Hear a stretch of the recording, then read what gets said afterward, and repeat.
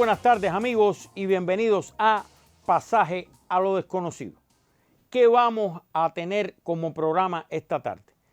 Hace un tiempo, una emisora de televisión colombiana, pero con alcance regional, TV Morfosis es el nombre, ahí lo están viendo en pantalla, realizó una serie de programas en vivo desde La Habana.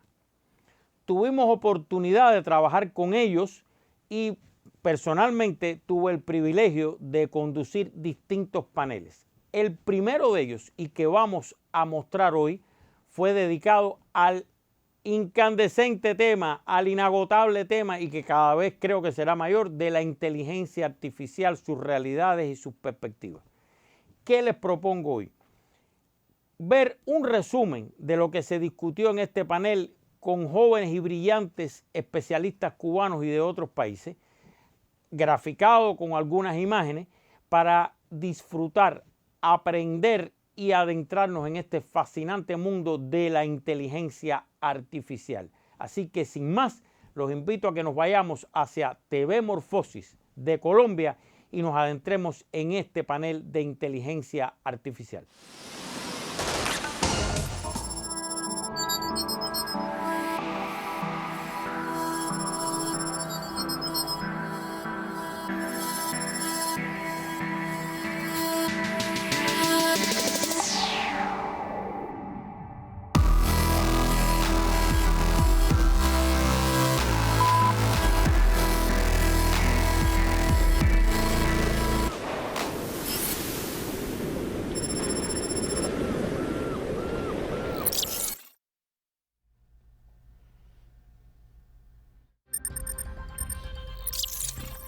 Reinaldo Taladrid. Es periodista y analista de la televisión y la radio cubana. Conduce el gustado programa Pasaje a lo Desconocido. Suilán Esteves Velarde, jefa del Departamento de Inteligencia Artificial y Sistemas Computacionales de la Facultad de Matemática y Computación, vicepresidenta de la Comisión Nacional de la Carrera de Ciencia de Datos.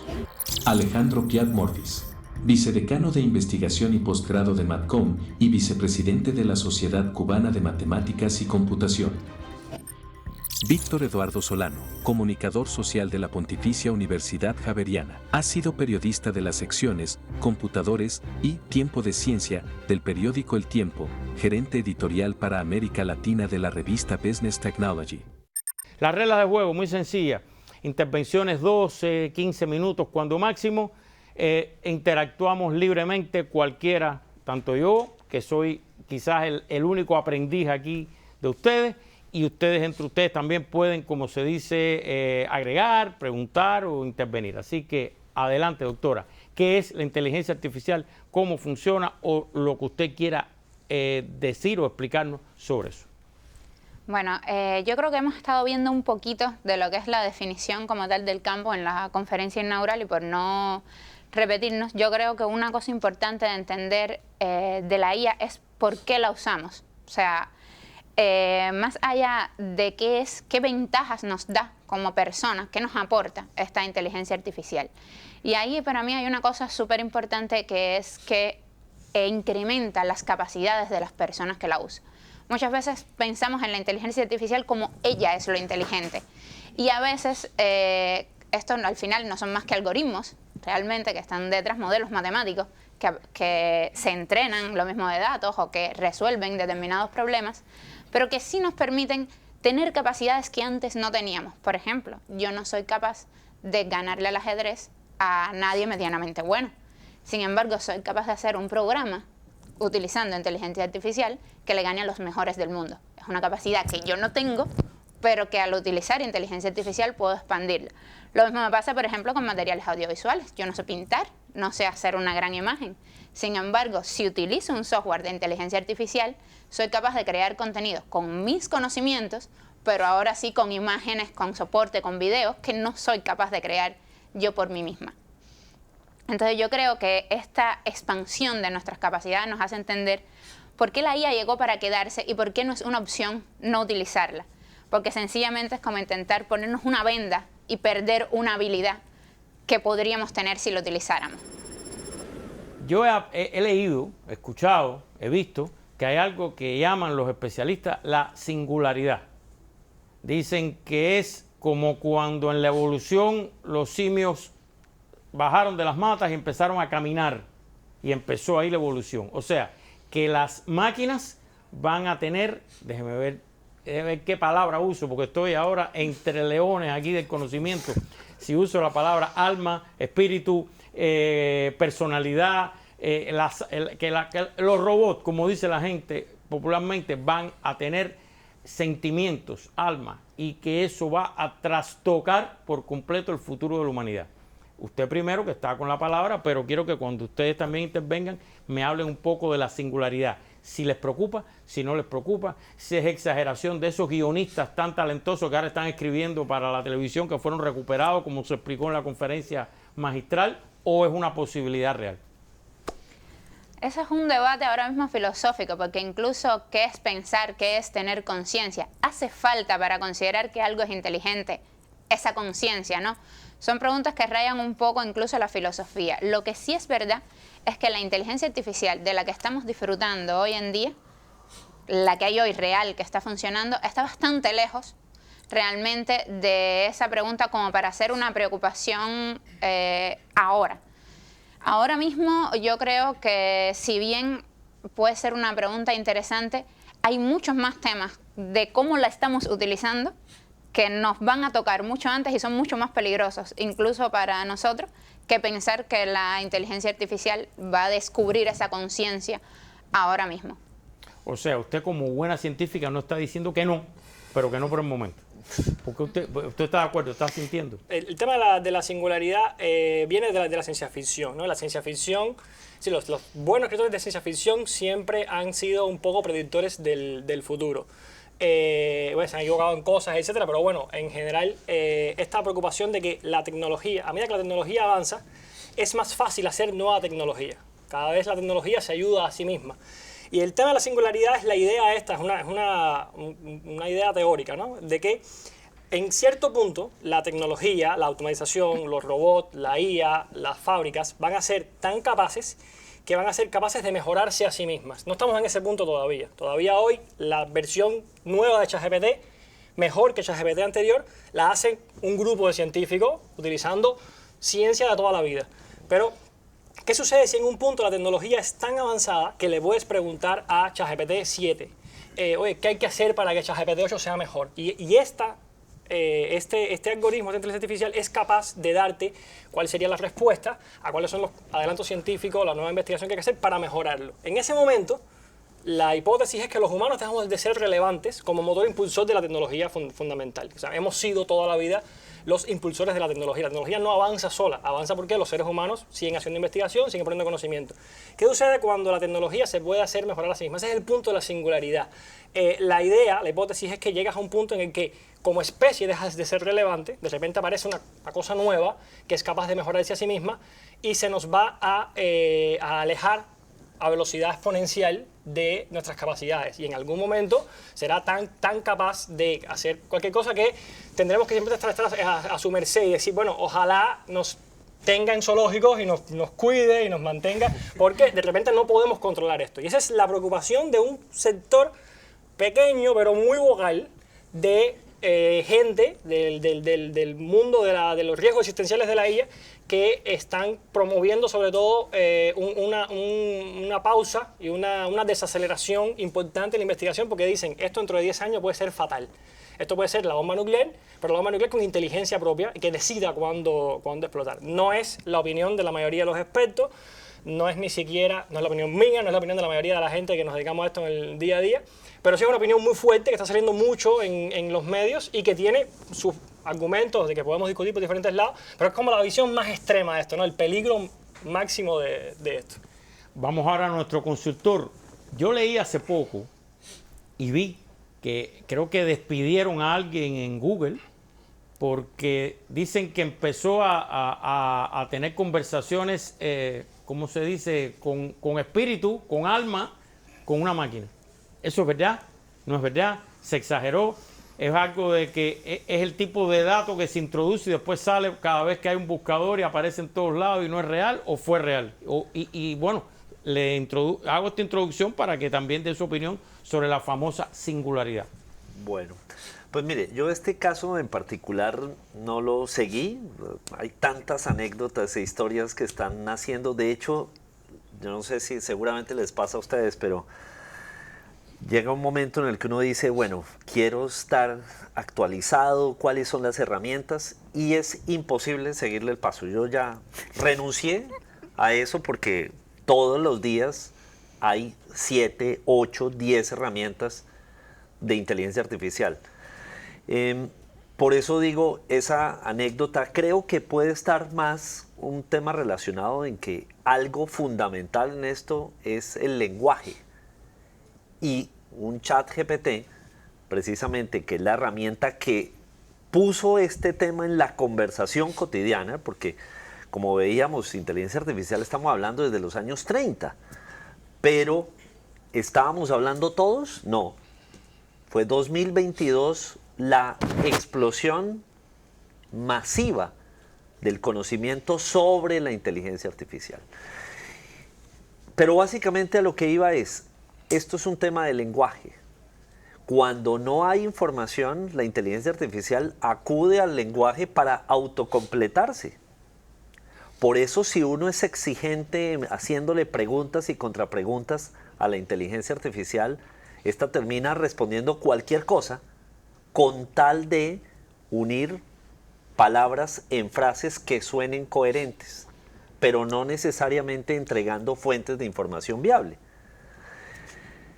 Y en esa medida, conectándolo con esta pregunta sobre la teoría de la singularidad, a mí no me preocupa tanto la inteligencia artificial como la torpeza humana. A ver, defínanos sí bien esa diferencia, de acuerdo a usted. Sí, yo creo que justamente el tema de nosotros como especie, siempre he considerado que existimos pese a nosotros. Nosotros somos una plaga, no lo queremos reconocer. Juega con nuestras vanidades y nuestros egos, pero la especie humana es una plaga. Este planeta ha venido sobreviviendo a pesar de nosotros. Y por eso también yo creo que la ciencia ficción se nutre de allí para crear algo como la teoría de la singularidad, en donde precisamente esa inteligencia que es capaz de reconstruirse, de reinventarse a sí misma, diga, creo que la mejor forma de que esto pueda seguir existiendo como planeta es poniendo a esta especie, a este germen peligroso, en otro contexto, o aniquilándolo, ¿no? Esa es, repito, como decía Alejandro, también la versión más pesimista de esto, pero como decía Jesús Martín Barbero, ¿no? Las visiones apocalípticas o integradas de la visión de mundo. Pero creo que, bien lo han dicho mis compañeros, todavía estamos en una etapa distinta a esos posibles horizontes. Sin embargo, sí creo que tenemos que meterlo en la conversación. Sí debe ser, si no una preocupación, una ocupación. Nosotros aquí en el público, por cierto, tenemos uno de los especialistas de la UNESCO más renombrados en nuestra área geográfica. Si por ahí se busca un micrófono inalámbrico, yo creo que pudiera venir hasta aquí y ayudarnos. ¿Por qué? Porque ellos han tenido comisiones en la UNESCO, han discutido este tema y vamos a tener un privilegio, vamos a oír a alguien que quedó en absoluta minoría en su comisión en la UNESCO cuando debatieron este tema, doctor José Ramón Acosta, profesor titular de las universidades cubanas de ciencias médicas, pero que se ha especializado en la bioética. Suba, por favor, yo lo ayudo. Y póngase aquí para que usted sabe ya de cámara. ¿Usted en qué comisión de la UNESCO es miembro? ¿De qué comisión? ¿Qué discutieron y en qué quedó usted en minoría? Porque usted me lo contó. Esas son las sorpresas de Taladrí. Sí, yo soy miembro del Comité Internacional de Bioética de la UNESCO. Son 36 expertos que se eligen por un periodo de 4 años. Yo termino ahora el próximo, con este año. Se elige un nuevo periodo de 4 años más. Y y tuve en esa condición, tuve oportunidad de participar en todo el proceso de discusión, que fue muy extenso.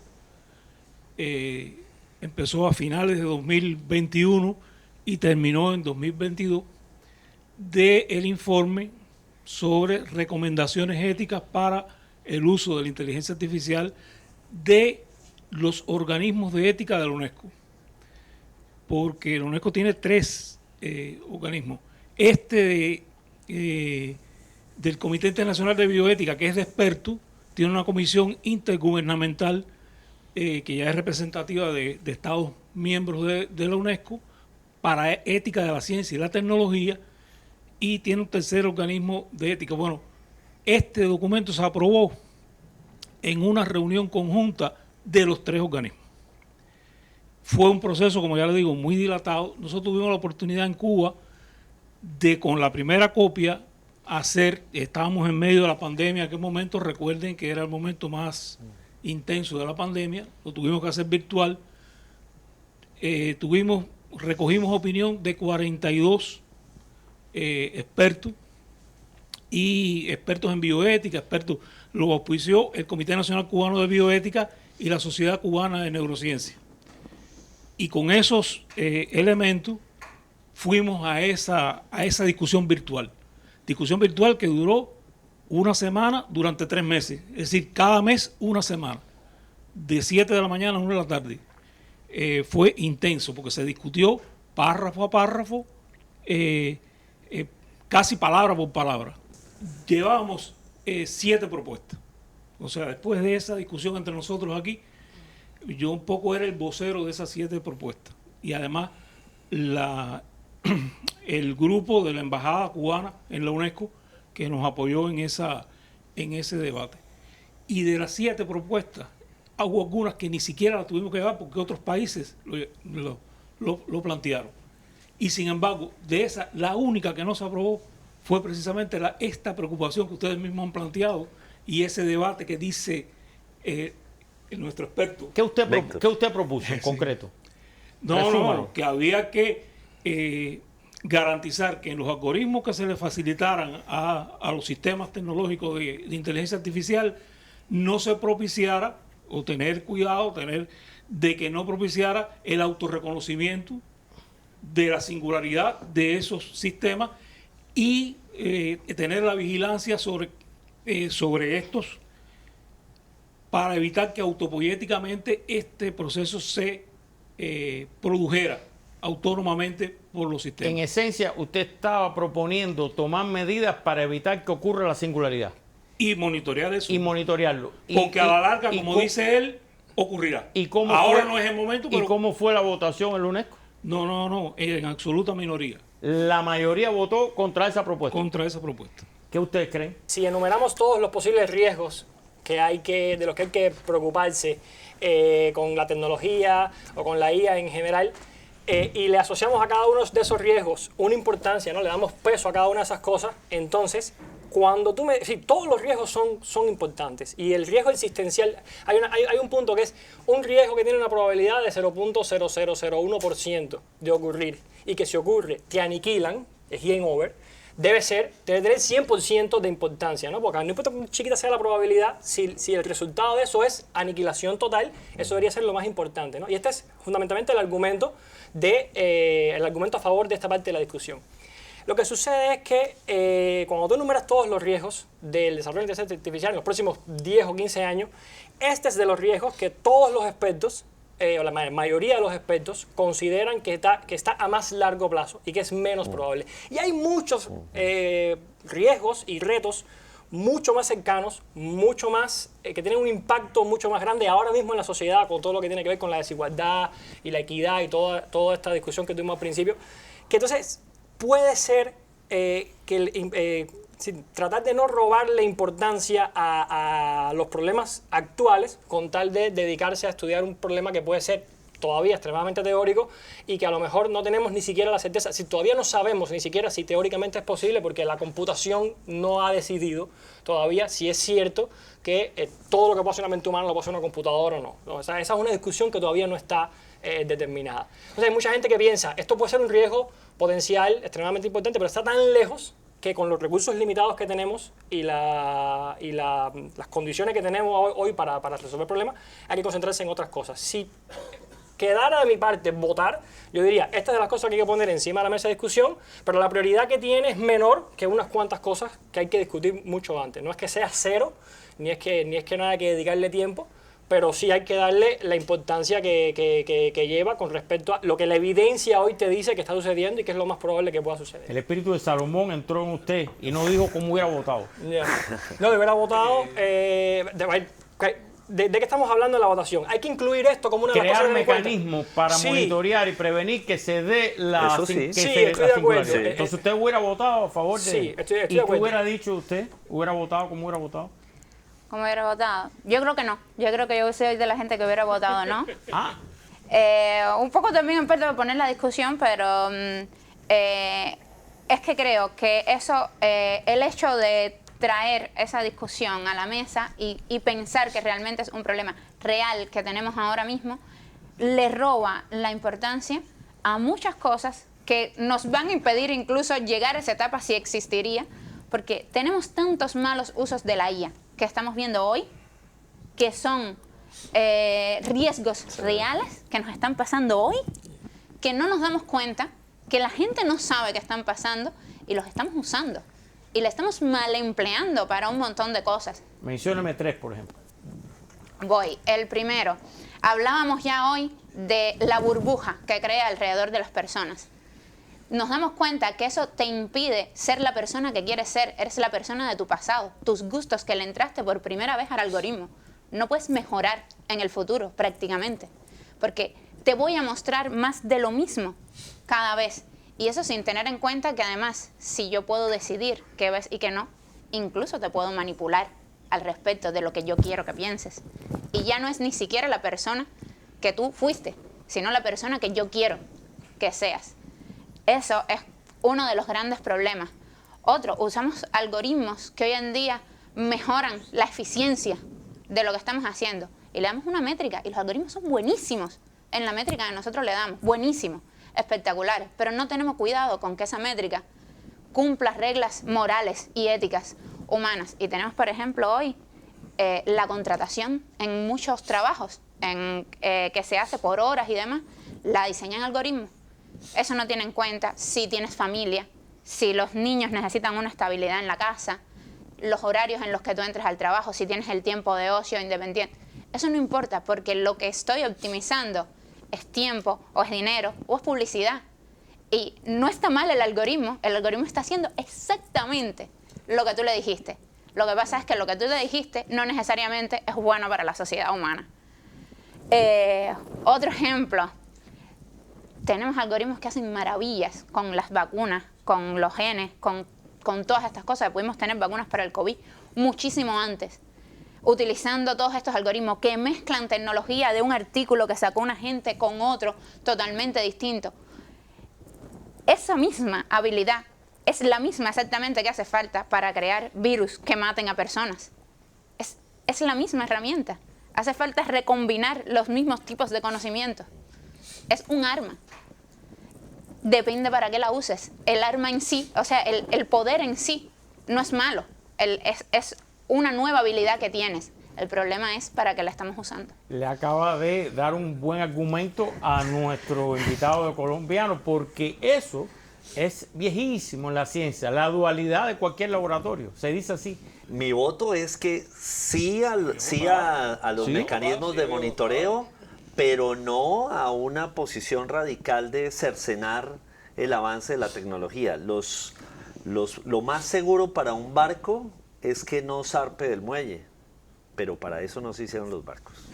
Bueno, no, mira, ese es un proceso de negociación diplomática que, como bien decía él, influye en muchos factores circunstanciales, el momento en que se hizo, etcétera, etcétera. Y eso es claro que tiene que haber sopesado sobre las decisiones de los planteamientos. Claro, fíjate que no era una preocupación personal mía. Yo llevaba una preocupación que era el consenso de 42 personas, expertos cubanos que habían participado en el debate. Ahora, Lo que sí no estoy de acuerdo con ella es que la bioética precisamente se pronuncia sobre las consecuencias futuras de los hechos presentes. Y por muy lejano que tú lo veas, yo creo que era el momento, porque era el momento que se estaba discutiendo hacia un futuro. Me parece que aunque fuera de manera general, había que haber planteado, había que haber reflejado esa preocupación. Fíjate que las famosas reuniones de Asilomar sobre la manipulación genética. ¿Qué cosa es Asilomar? Asilomar, bueno, son dos importantes reuniones de premios Nobel que se originaron en esa localidad en los años 1973, 1974, donde se plantearon las preocupaciones de las posibles consecuencias de la manipulación genética.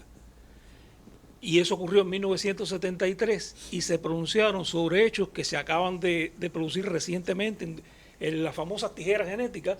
Es un logro reciente y ya desde Asilomar se había planteado la preocupación. Yo creo que esta, como es tecnología disruptiva, igual la inteligencia artificial con relación a la recombinación genética, me parece que estamos en el deber de plantear, por lo menos reflejar esa preocupación sobre algo que puede suceder en el futuro, porque la bioética se pronuncia por las consecuencias futuras de los actos presentes. A ver, yo creo que para entender un poquito de esto que hace la inteligencia artificial, que además vamos a decir que no es la inteligencia artificial es un campo grandísimo y estamos hablando particularmente de los algoritmos de aprendizaje de máquina, que es muy concreto dentro de la inteligencia artificial donde hay más cosas.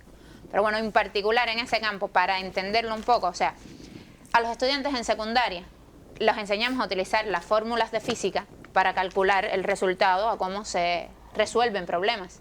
Ningún estudiante de secundaria es famoso por hacer esas cosas. Sin embargo, descubrir esa fórmula, como hizo Newton, como hizo Einstein, sí es relevante, es una solución a un gran problema. Y estos algoritmos de aprendizaje lo que hacen es algo similar a eso.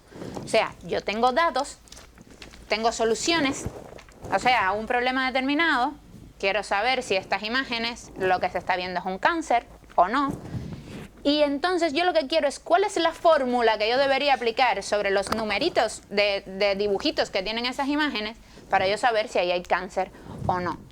Lo espectacular que hacen estos algoritmos de inteligencia artificial es que ellos, por sí solos, encuentran esa fórmula y cada vez que nosotros los usamos para hacer una predicción, lo que estamos haciendo no es más nada que hacer lo que haría el estudiante de secundaria. Aplico la fórmula que él encontró y resuelvo un problema particular. Se equivocan, pero es una de las mejores aproximaciones que tenemos ahora mismo a la solución de esos problemas. Problemas en los que a veces nosotros mismos como ser humanos somos peor que la computadora. Y entonces en estos casos es donde yo digo que nos está dando pues una habilidad nueva que no teníamos antes. Y en este sentido, en nuestro laboratorio, nosotros lo hemos usado desde para hacer predicciones en deporte, de cómo nos va a ir a Cuba en los deportes. ¿Y han aceptado? Las mejores predicciones del Mundial de Fútbol del mundo la hicieron estudiantes de nosotros. Le ganamos a eSport, le ganamos a... Ustedes predijeron que el portero iba a poner el pie así al final. No, nosotros predijimos los partidos. También. Predijimos la probabilidad de los partidos y realmente hicimos predicciones mejores utilizando modelos de aprendizaje. Pero en el béisbol no. No se me desvíe, dígame. Entonces, ese es desde cosas tan, vamos a decir, sencillas como esa, hasta, por ejemplo, ahora mismo una de las líneas de investigación que más a nosotros nos gusta es una de automatizar incluso qué IA utilizar a la hora de resolver un problema determinado. ¿Es útil para ese problema utilizar esta IA o no? Que es un campo pues, sumamente amplio y sumamente difícil en el que ahora mismo todavía estamos incursionando, pero donde sí tenemos resultados que incluso son comparables a resultados internacionales. Bueno, ¿hay algún ejemplo más concreto que quieran poner, otro más? Bueno, ya puso usted el Mundial de Fútbol, mire, no es de eso está opinando todo el mundo, pero bueno, en medicina también se está utilizando. Sí, una de las... Nosotros tenemos varias líneas en el grupo, ¿no? Una que es muy importante es todo lo que tiene que ver con el análisis de texto, porque hay mucho conocimiento en texto, ¿no? Entonces, ahí hemos hecho cosas del estilo, de lo que se mencionó en la conferencia inicial, del estilo de analiza las opiniones de estos usuarios de Twitter, ese tipo que es más sigue siendo aprendizaje de máquina, pero es más de lo clásico, es más de lo de 2008, 2009, 2010, ¿no? Y últimamente hemos empezado a incursionar en cosas que tienen que ver con una cosa que llamamos descubrimiento de conocimiento, que es, tengo 200.000 artículos del COVID. Durante la época del COVID se publicaron 200.000 artículos de COVID. Y nadie se los podía leer, nadie sabía qué estaba pasando ahí. Y es posible que el resultado de una vacuna esté en que este artículo dice que tal gen, no sé qué, este artículo dice que tal proteína, y nadie ha empatado esas dos cosas. Y si usted coge un sistema y mete todos esos artículos, y después dice, empieza a enlazar todo lo que tenga que ver con todo ahí, y ahora dime cómo llego de este gen a esta vacuna, es posible que él encuentre un caminito que si un científico se lo diría, claro, pero nadie ha salido esos 200.000 artículos. Y esto lleva mucho de análisis de texto, es el proceso de ChatGPT, pero a la inversa, ¿no? ChatGPT es para generar texto, esto es, dame texto y voy a generar conocimiento estructurado en números y cosas. Esto sí tiene impacto. Ese es el principio de, ¿cómo es? La colmena, de la inteligencia de colmena famosa, que dice que en el año millón vamos a tener inteligencia de colmena. Y entonces un arquitecto en Tailandia y un ingeniero en Suiza y y hacen todo a la vez, inteligencia colmena, le dicen, ¿no? Sí, sí. Que vamos a hacer una colmena. Usted presérvese para su panel, después me echa la culpa a mí. No, porque ella habló de sistema experto en medicina, porque en definitiva, estando en la Universidad Militar de Nueva Granada, en Colombia, en un evento de ética en investigación, se planteó un trabajo sobre hacer telediagnóstico a partir de imágenes. Y el gran problema era la calidad de las imágenes. O sea, si el dato primario, lo que ella dice, si el dato primario no es fiable, el algoritmo no puede trabajar adecuadamente. Y eso en medicina es muy importante. ¿Qué cosa es esto de ciencia de datos y qué tiene que ver con inteligencia artificial y su aplicación concreta? A ver, la inteligencia artificial es una tecnología más que tenemos. Cuando hablamos de la ciencia de los datos, pues es todo el proceso de todo lo que hace con los datos, que va desde capturar un dato fiable, o sea, tu estudiante tiene que saber ese dato, la fuente, cómo lo valora, cómo sabe si está correcto o no, a todo el proceso que se hace con este dato. Muchas veces es limpiarlo, revisarlo, procesarlo, a veces por algoritmos de inteligencia artificial o no, dependiendo del problema que quieres resolver. La inteligencia artificial es una herramienta, una tecnología, pero en muchos casos puede estar mal utilizada si no es lo correcto para resolver ese problema en particular. A veces es la estadística básica. A veces una predicción simple es mucho mejor que un superalgoritmo de inteligencia artificial que lo que nos está es causando ruido y agregando un montón de información que no necesitamos y además siendo costoso en recursos. Mientras que usar un algoritmo mucho más sencillo es una mejor solución. Por otro lado, o sea, todo este proceso de todo este análisis de datos va ligado a otras cosas, como por ejemplo, cómo tú comunicas los resultados, porque la población no necesariamente entiende una red neuronal si yo te pongo ahí la red neuronal un montón de pesos. Entonces, ¿cómo tú lo comunicas en una gráfica? ¿Cómo te doy esa información? Que ya son cosas, esto mismo de saber de ética sobre los algoritmos, son cosas que hay que saber en ciencia de datos, que no es nada más, vamos a decir que ¿qué algoritmo de inteligencia artificial lo utilizo? ¿Sí o no? La idea fundamental es cualquier algoritmo, cualquier tipo de software de esto, que su capacidad de funcionamiento dependa de datos, va a funcionar mejor mientras mejor sea la calidad de los datos. O sea, hay que hablar de qué cosa es calidad de los datos, ¿no? Uno quiere hacer ahora un sistema para detectar cáncer, por seguir con el ejemplo del cáncer, ¿no? Y ese tipo de diagnóstico automático. Lo primero que tú vas a hacer es recolectar muchas imágenes de radiografías, y esas imágenes de radiografías van a tener imágenes donde la gente tuvo cáncer y imágenes donde la gente no tuvo cáncer. Y en las imágenes donde no tuvo cáncer, hay que a lo mejor, alguien tiene que decir, en esta bolita es donde se ve el cáncer, eso a lo mejor no está marcado en la imagen. O sea, hay un proceso ahí manual de recopilación de todo eso que a lo mejor no está digitalizado. Supongamos que está digitalizado, perfecto, lo digitalizamos. A lo mejor hay un proceso de anotación de los datos, que bueno, un experto humano tiene que decir, esto es cáncer, esto no, esto sí, porque hay que producir ejemplos de entrenamiento para el sistema. Esa es la parte de anotación manual. Pero hay todo un proceso, varios procesos de limpieza y normalización que tienen que ver con, por ejemplo, todos los datos tienen más o menos las mismas características. A lo mejor son imágenes de hospitales diferentes y tienen contraste diferente. Si estas imágenes son más grises, estas imágenes son más negras, un algoritmo puede decidir, supongo que yo, por ejemplo, todos los datos de un hospital, en un hospital es menos prevalencia de cáncer que en el otro, por cualquier motivo. Aquí hay menos cáncer que aquí. Y resulta que aquí las imágenes son 16:9 y aquí son 1:1. El algoritmo puede aprender, cuando es 16:9 la imagen es que no hay cáncer. Porque el algoritmo no sabe lo que estás preguntando. Tú le estás diciendo, esto es cáncer, esto es no, encuentra la fórmula. Si tú no garantizas que los datos tienen unos criterios ahí de calidad y de estandarización, de forma tal que no haya ninguna señal espuria y que lo único que se pueda aprender de esos datos sea lo que es importante, entonces el algoritmo va a aprender a hacer algo que te va a dar 99% de precisión. Ahora, si yo voy por la calle y le digo a todo el mundo, no tienes cáncer, no tienes cáncer, eso da 99% de precisión, porque casi nadie tiene cáncer. Pero es inútil, ¿no?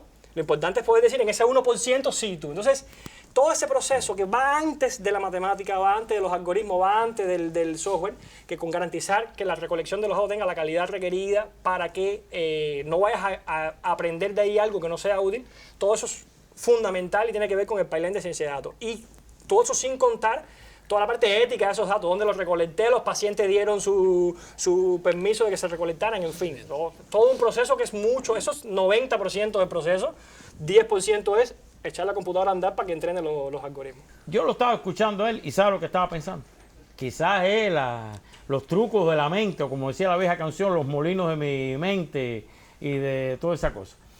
Yo estaba pensando que salía la vocecita, casi siempre es de una mujer que le diría, doctor, esa no es la mejor forma de unir los algoritmos para determinar el tamaño ideal de la pantalla. La mejor, y empezó a aprender sola la máquina. Puede pasar. ¿Usted no cree que va a pasar?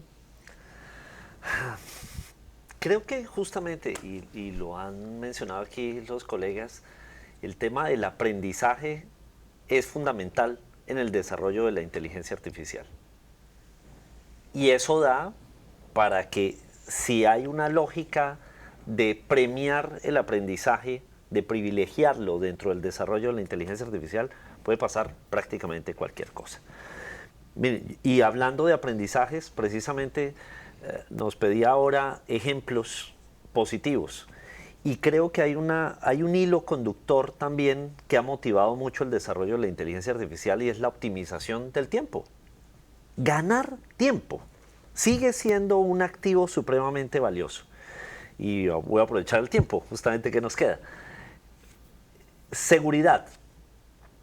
Cuando hay incidentes en una ciudad, lo que suele pensar un gobernante es, tenemos que llenar de cámaras de videovigilancia para tener cubierta toda la ciudad. Cuando ocurre un incidente, entonces se acude a las autoridades. Bueno, sí, fue un hurto, era un señor de rojo que llevaba una camisa roja y fue entre 10 y 12 del día. Ok, ¿quién va a revisar todas esas horas de video? Se va un batallón completo de personas revisando horas y en ese momento le sirven un café y ahí pudo haber pasado, ¿sí? Y al final el informe es, un mes después, no vimos ese sujeto. Con inteligencia artificial se puede parametrizar, búsqueme sujetos que tenían esta descripción de cabello, camisa roja, en este periodo de tiempo, y en minuto y medio, a lo sumo, ya se tienen ubicadas todas las imágenes, las secuencias donde aparecieron personas con esas características. Esa es una. Y en el periodismo, que es un caso, y yo hablo mucho con mis colegas periodistas, existe esa preocupación, ¿vamos a perder el trabajo nosotros los periodistas? Y yo les digo, no, los oficios se pueden perder, los seres humanos no van a perder con la inteligencia artificial. En el caso de las salas de redacción, donde hay unas tareas dispendiosas que ocupan muchísimo tiempo, redactar esas pequeñas noticias a mí me quitaban muchísimo tiempo. Cómo va el precio del dólar, el valor del barril de petróleo Brent, etcétera. Pero los resultados del fútbol profesional colombiano y una cantidad de cosas que hoy la inteligencia artificial, conectándose a bases de datos, redacta eso en segundos. Ese periodista que perdía antes la mitad de su día haciendo esas notas, ahora tiene más tiempo para hacer un periodismo que no lo puede hacer la inteligencia artificial. Salir a la calle, hacer reportería, descubrir esa historia fascinante de la señora que sabe hacer unos fritos deliciosos y a la vez es soprano. No hay inteligencia artificial que descubra esa historia. Eso lo tiene que hacer el reportero que come calle, que encuentra la historia y la convierte en un producto. Se nos acaba el tiempo. Una pregunta final. Empiezo por usted mismo y terminamos con usted, que usted fue quien comenzó. Ya existen presentadores de inteligencia artificial y se han probado. ¿Usted qué preferiría, que estuviera yo aquí o una inteligencia artificial? Prefiero el ser humano toda la vida. ¿Seguro? Sí, total. Míreme bien. Sí, aún Bueno, con usted. Aún conmigo. ¿Usted? 100% el ser humano. A medida que la tecnología nos libera de hacer todas las cosas banales, lo que podemos dedicarnos a ser más humanos. Y eso es justamente lo que queremos hacer. Y bueno, ahora va la parte final, el cierre, así que hágalo por todo lo alto. Piense qué combinación haría la inteligencia artificial. ¿Usted prefiere verme a mí aquí conduciendo esto, hablando así con voz de pito y feo así, o una inteligencia artificial que le hable muy bien? ¿Qué usted prefiere? Yo creo que lo que yo preferiría hoy en día, y creo que es lo que está dando los mejores resultados realmente, es el ser humano acompañado por una inteligencia artificial. Creo que gané, ¿no? 2-1, ¿no? Que me quede yo aquí. Bueno, se nos acabó el tiempo.